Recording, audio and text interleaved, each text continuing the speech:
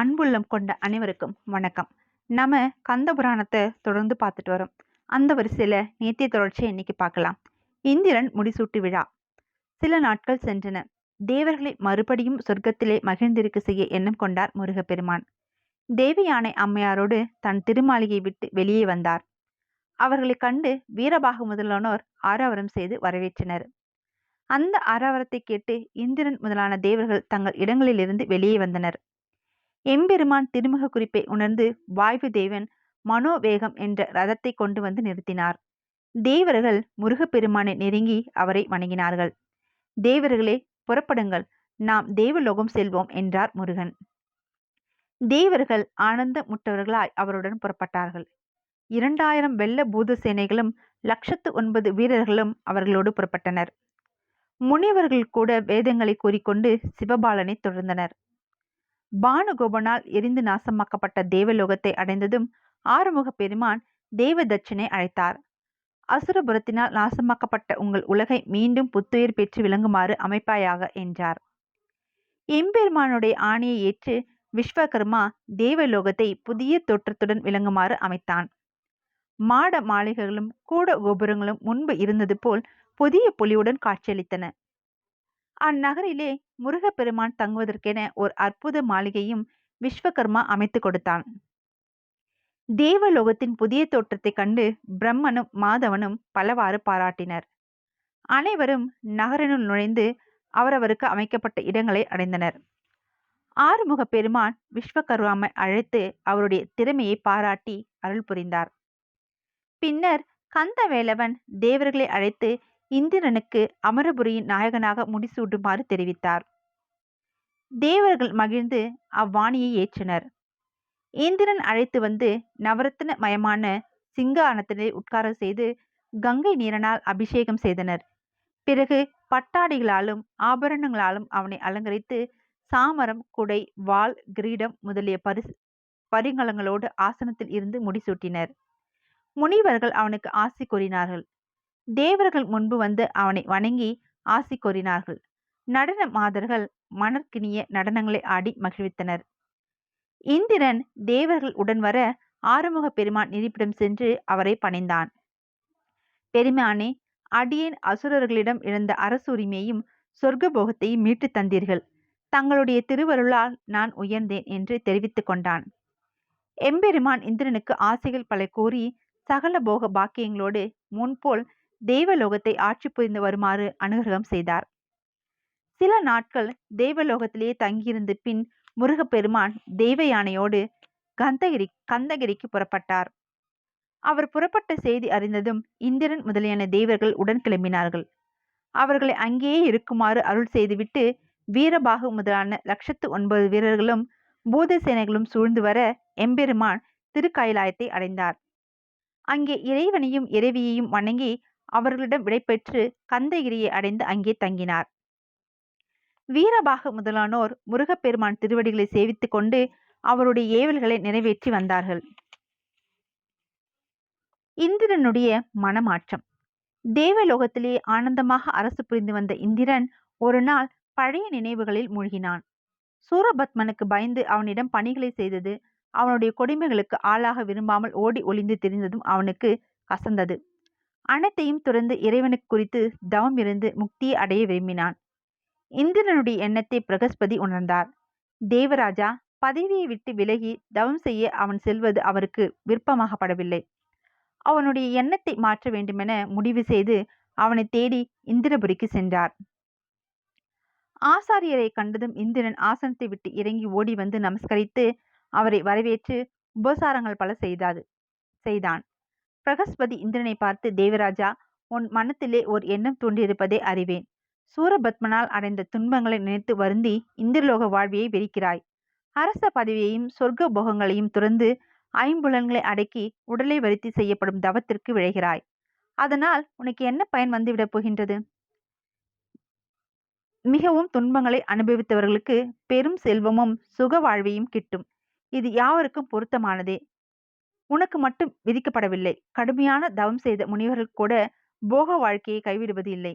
முடிந்தவரை அனுபவித்த பின்னரே உடலை வருத்தி கடுமையான விரதத்திற்கு வருகின்றார்கள். திருமூர்த்திகளையும் எடுத்துக்கொள். அவர்களும் போகங்களை அனுபவிக்க தவறியவில்லை. ஏற்கனவே அனுபவித்த துன்பங்களை எண்ணி பயந்து கிடந்ததை போகத்தை விட்டுவிடுவதா? இந்த பாக்கியங்களை துறந்து நீ தவம் செய்ய போவதால் துன்பங்களே உண்டாகும். சிறிய கண்ணலுக்கு பயந்து கடலிலே போய் விழுவதற்கு ஒப்பாக இருக்கிறது உன் எண்ணம். ஐம்புலன்களை ஒடுக்கி கடுமையாக தவம் செய்து உடலை துறந்து எம்பெருமானிடம் ஐக்கியமாவதால் பேரின்பத்தை அடையலாம் என்று சிலர் கூறுவர். ஆனால் அந்த இன்பத்தை அடைந்தவர்கள் யாராவது அதை பற்றி கூறி கேட்டிருக்கிறாயா? சிலர் கூறும் முக்தியை பேரின்பமாக எண்ணி கிடைத்த போகத்தை இழக்க எண்ணம் கொள்கிறாய். நீ விரும்பினால் அதை பற்றி விரிவாக கூறுகிறேன் என்றார். ஆசாரருடைய வார்த்தைகளை கேட்ட இந்திரனுடைய மனம் சிறிது சரளமுற்றது. அவர் எடுத்து கூறிய பேரின்பத்தை நாட வேண்டும் என்று அவன் மனம் விரும்பியது. அவரை வணங்கி, சுவாமி, எனக்கு ஆசாரியராக இருந்தும் இதுவரை இத்தகைய ஒரு விஷயத்தை பற்றி எனக்கு ஏன் உபதேசிக்கவில்லை? இப்போதே அதை எனக்கு எடுத்து சொல்லுங்கள் என்று கேட்டார். மகபதே, பக்குவம் அடைந்தவர்களே அத்தகைய விஷயத்தை கற்க வேண்டும் என்று அறிஞர்கள் காத்திருப்பார்கள். ஆகையினால்தான் இதுநாள் வரை நான் உனக்கு உபதேசிக்கவில்லை. சமயங்கள் 1008 என்றும் கணக்கற்றவை என்றும் பலர் பல வகையான சொல்வார்கள். இப்பிறவியிலே பேரின்பத்தை தரக்கூடிய சமயம் ஒன்று இருக்கிறது. அதை உலோக பதம் என்று சொல்வர். அச்சமயப்படி ஆண்களும் பெண்களும் இப்பிறவியிலேயே தங்களால் முடிந்தவரை அனுபவித்து பேரின்பத்தை காண வேண்டும். அது இவருடைய பிறப்பின் குலம், இயற்கை, தத்துவம், குணம், தேகம், அவஸ்தை, காலம், கருத்து ஆகியவற்றை பொறுத்தும் பல வகையான சொல்லப்படுகிறது என்று கூறி தேவகுரு இந்திரனுக்கு அவற்றை விவரித்தார். ஆசாரியருடைய உபதேசம் இந்திரனுடைய மனதிலே பெரிய மாற்றத்தை தோற்றுவித்தது. தவம் செய்து முக்தியை அடைய வேண்டும் என்ற அவனுடைய எண்ணம் மாறிவிட்டது. சகல போகங்களையும் முன்போல அனுபவித்து மகிழ வேண்டும் என்ற விருப்பமே மேலோங்கியது. ஆட்சியை குமாரன் ஜெயந்தனிடம் ஒப்படைத்துவிட்டு இந்திராணியுடன் மகிழ்ந்து இருந்து வரலானான். மிகுந்த கருத்தோடு ஜெயந்தன் ஆட்சி புரிந்து வந்தான். ஒரு நாள் சபையிலே அமர்ந்திருந்த போது அருகிலே வீற்றிருந்த ஆசாரியரை பார்த்து, சுவாமி, எனக்கு ஒரு விஷயத்தை தாங்கள் விளக்க வேண்டும். 33 தேவர்களும் முனிவர்களும் பிரம்மனும் பரந்தாமனும் சூரபத்மனால் துன்பங்களை அடைந்து தங்கள் கௌரவங்களை எழுந்து நின்றார்களே அன்றோ? அதற்கு காரணம் என்ன? சூரனுடைய பராக்கிரமம் ஒன்றே காரணமாக இருக்காது என்று எனக்கு தோன்றுகிறது. தயவு செய்து என் சந்தேகத்தை போக்க வேண்டும் என்று கேட்டான். ஜெயந்தா, முன்னர் தக்ஷன் ஈசனை விலகிச் செய்து யாகத்தில் தேவர்களும் முனிவரும் கலந்து கொண்ட தவறே அதற்கு காரணம் என்றார் பிரகஸ்பதி. அதை கேட்ட ஜெயந்தன் அந்த வரலாற்றை விரிவாக கேட்க விரும்புவதாக சொல்லவே பிரகஸ்பதி அந்த விவரங்களை சொல்லனானார். பிரம்மலோகத்தில் ஒரு நாள் நான்முகன் முனிவர்களும் தேவர்களும் சூழ சபையிலே வீற்றிருந்தார். அவருடைய மானச புதல்வர்கள் 10 பேரில் மூத்தவரான தக்ஷனும் அமர்ந்திருந்தான். அவன் தந்தையான பிரம்மனை நோக்கி, தந்தையே, தேவர்களுக்கு தலைவரும் ஞானத்தில் முதன்மை பெற்றவரும் அனைவரும் உயர்ந்தவரும் அழியாதவரும் சகல ஜீவராசிகளும் காணப்படுபவனும் ஆன முதற் கடவுள் யார் என்பதை சொல்ல வேண்டும் என்று கேட்டான். நான்முகன் அவனை பார்த்து, குமாரா, ஒரு சமயம் நானும் மாதவனும் எங்களுக்கு யார் பரம்பொருள் என்று ஒருவருக்கொருவர் விவாதம் செய்து கொண்டிருந்தோம். அப்போது ஜோதி ரூபமாக எங்களுடைய தோன்றி அடிமுடி காண முடியாத நின்ற ஈசன் அவரே யாவருக்கும் மேலான முழுமுதற் கடவுள் ஆவார் என்று கூறினார். அப்போது தக்ஷன், படைத்தல் காத்தல் ஆகிய 2 தொழில்களையும் புரியும் தாங்களும் விஷ்ணுவும் பரம்பொருளாக இல்லாது அழித்தல் தொழிலை புரிகின்ற சிவபெருமானை பரம்பொருள் என்று கூற காரணம் என்ன என்று கேட்டான். நான்முகன் மைந்தனை பார்த்து, தக்ஷா, வேதங்கள் கூறும் உட்பொருளை நீ அறியவில்லை. என்னையும் விஷ்ணுவையும் இந்திராதி தேவர்களையும் சகல ஜீவராசிகளுடன் கூடிய அண்ட சராசரங்களையும் படைத்தவர் ஈசனே. அவரே இறுதி காலத்தில் எல்லா உயிர்களையும் தன்னுள் ஒடுங்குமாறு அழித்து பின்னர் மறுபடியும் உண்டாக்குகிறார். தேவர்களைப் போல எங்களுக்கு இருவருக்கும் அழிவு என்பது உண்டு. அந்த பரம்பொருளோ அழிவற்றவராகும். ஈசனுடைய வலது தோளிலிருந்து நானும் இடது தோளிலிருந்து விஷ்ணுவும் தோன்றினோம். படைத்தல் தொழில் என்னிடமும் காத்தல் தொழிலை விஷ்ணுவிடமும் அளித்து எங்கள் உயிரோடு ஒன்றி நின்று அவரே எல்லா காரியங்களையும் இயக்கி வருகிறார். எங்களால் நடக்கும் செயல்கள் என்று ஏதும் இல்லை. அவர் நம்முடைய மனதினுள்ளே இருந்து நம்மை இயக்கி வருகிறார். அறியாமல் நாம் மயங்கும் போது நம்மிடையே தோன்றி அருள் புரிகிறார்.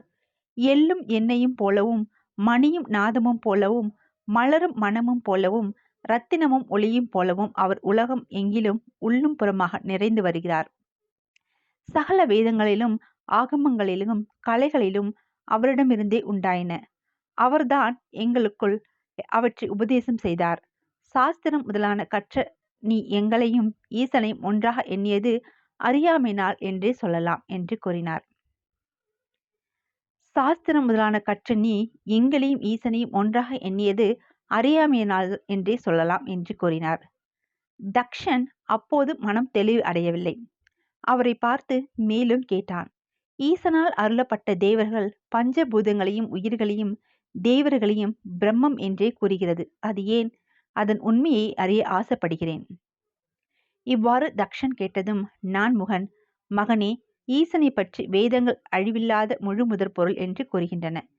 இவ்வாறு கூறுவது விதிவாதம் எனப்படும். அவரை தவிர மற்ற தேவர்களையும் உயிர்களையும் பஞ்சபூதங்களையும் வேதங்கள் முதன்மையாக கூறுவதாக புகழ்ச்சியே ஆகும். அதாவது துதிவாதம் எனப்படும்.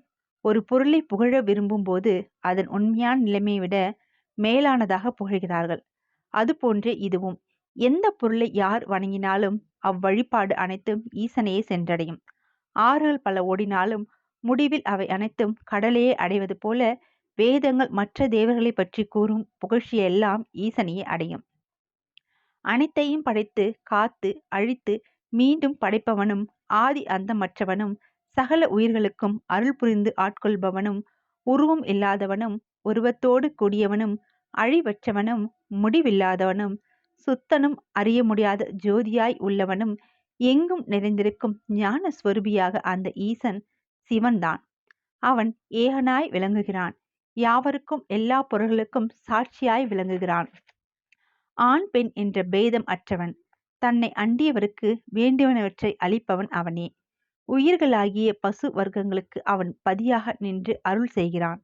சகல உயிர்களையும் தன்னுள் ஒடுக்கினாலும் அவர்களுக்கிடையே கலந்து நின்றாலும் பிறருடைய குணங்களோடு கலவாதிருப்பவன் அவனே.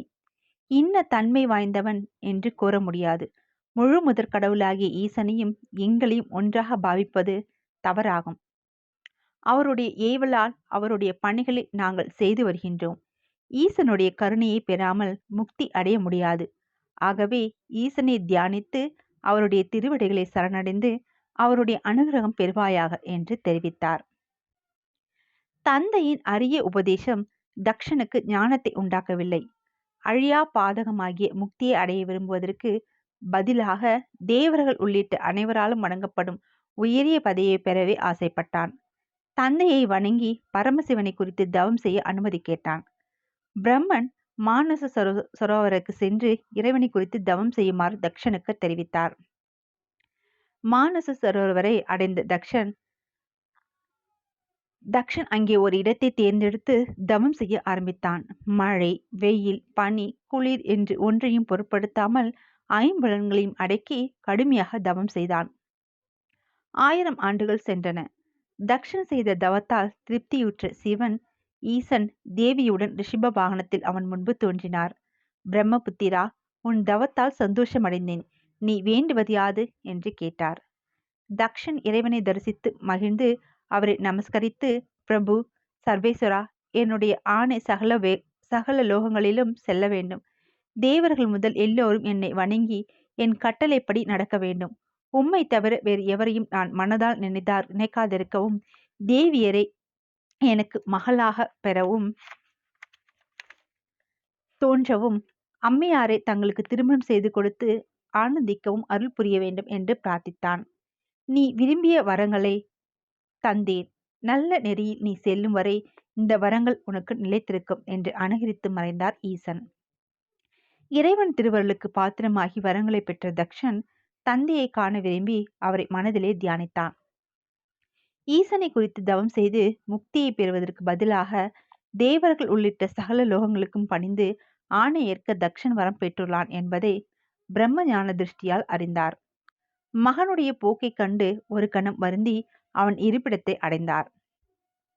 தக்ஷன் தந்தையை வணங்கி இறைவனிடம் தான் பெற்ற வரங்களை பற்றி கூறினான். பின்னர் தனக்கென்று ஒரு நகரத்தை உண்டாக்கி தர வேண்டும் என அவரை வேண்டினான். அவன் கோரிக்கைப்படி பிரம்மன் தக்ஷபுரி என்ற பெயரில் அமராவதிக்கு ஒப்பாக ஒரு நகரத்தை உண்டாக்கி தந்தார். முனிவர்கள் பலவாறு துதித்து ஆசிகள் கூற தக்ஷன் அந்நகரத்திலே சகல லோகங்களுக்கும் அதிபதியாக தன்னை முடிசூட்டி கொண்டான். ஈசனிடமிருந்து தக்ஷன் பெற்றுள்ள வரங்களை இந்திரனுக்கு எடுத்து கூறி தேவகுரு பிரகஸ்பதி அப்போதே தக்ஷனுக்குரிய சென்று அவனை பணிந்து அவன் தலைமையை ஏற்குமாறு தெரிவித்தார். அவ்வாறே இந்திரன் தேவர்களோடு தக்ஷபுரியை அடைந்து அவனை வணங்கி தங்களை காத்து ரட்சிக்குமாறு வேண்டினான். அசுரர்களுடைய தலைவன் இந்திரனுக்கு பயந்து மேரு பர்வதத்திற்கு ஓடி சென்று பதுங்கியிருந்தான். தேவர்கள் தக்ஷனை மேலனாகவும் ஏற்றுக்கொண்ட செய்தி அசுரகுருவான சுக்ராச்சாரியருக்கும் தெரிந்தது. அவர் மேரு பர்வதத்திலே உழைந்திருந்த அசுரமனிடம் சென்று தேவர்களைக் கண்டு இனி நீ அஞ்ச வேண்டியதில்லை. அவர்கள் தக்ஷனுடைய மேலாதிக்கத்தை ஏற்றுக்கொண்டிருக்கிறார்கள். இந்திரனிடம் உள்ள பயத்தை விட்டுவிட்டு நீ தக்ஷனிடம் சென்று பாதுகாப்பாய் பெறுவாயாக என்றார். அசுர மன்னன் மறைவிடத்தை விட்டு வெளிப்பட்டு தக்ஷபுரியை அடைந்தான். தக்ஷனுடைய சபைக்கு சென்று அவனை நோக்கி வணங்கி அவனுக்கு பணிந்து வாழ்வதாகவும் தன்னை காத்து ரட்சிக்குமாறும் வேண்டினான். சூரியன் முதலான கிரகங்களும் அஷ்டத்துக்கு பாலகர்களும் நாகர்களும் மற்றுமுள்ளோரும் தக்ஷபுரிக்கு வந்து தக்ஷனை கண்டு சேவித்து அவன் மலரடிகளை துதித்து நின்றார்கள். அன்று முதல் அவன் பிரஜாதிபதி என்று அழைக்கப்படலானான். அவன் ஆணை சகல லோகங்களுக்கும் சென்றது. இதன் தொடர்ச்சியை நாம் நாளை காணலாம். தொடர்ந்து பயணிப்போம் இறையர்களோடு. நன்றி, வணக்கம்.